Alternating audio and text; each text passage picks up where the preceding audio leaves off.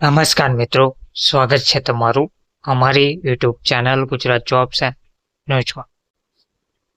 મિત્રો, માનદ વેતન ધારકો માટે ખૂબ જ મોટા અને મહત્વના સમાચાર સામે આવી રહ્યા છે.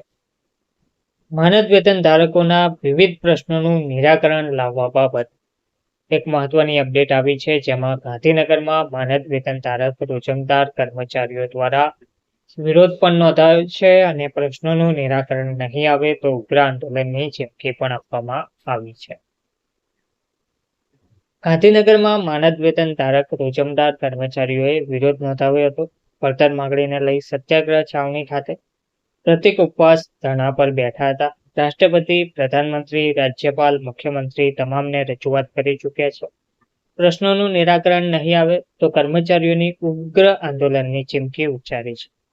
મળતી માહિતી મુજબ ગુજરાત કરાર આઉટસોર્સિંગ આધારિત માનદ વેતન ધારક રોજમદાર કર્મચારી મહાસંઘ દ્વારા ગાંધીનગરમાં પ્રતિક ઉપવાસ ધરણા કરવામાં આવ્યા હતા. પડતર માગણીને લઈ સત્યાગ્રહ છાવણી ખાતે ધરણા કરવામાં આવી રહ્યા છે. એનજીઓ રદ કરવા, સંમતિપત્રક રદ, 12 માસના વેતન, એસએમસી કમિટી, એમએ, પીએમ પોષણ સંચાલક નિમણૂક અને માનદ વેતન સહિતની પડતર માગણીને લઈ વિરોધ કરી રહ્યા છે. રાજ્યના 88 કરતા વધુ માનદ વેતન કર્મચારીઓ પ્રતિક ઉપવાસ કરી રહ્યા છે. માનદ કર્મચારીઓ વેતન વધારવા અંગે રાષ્ટ્રપતિ, પ્રધાનમંત્રી, રાજ્યપાલ, મુખ્યમંત્રી તમામને રજૂઆત કરી ચૂક્યા છે.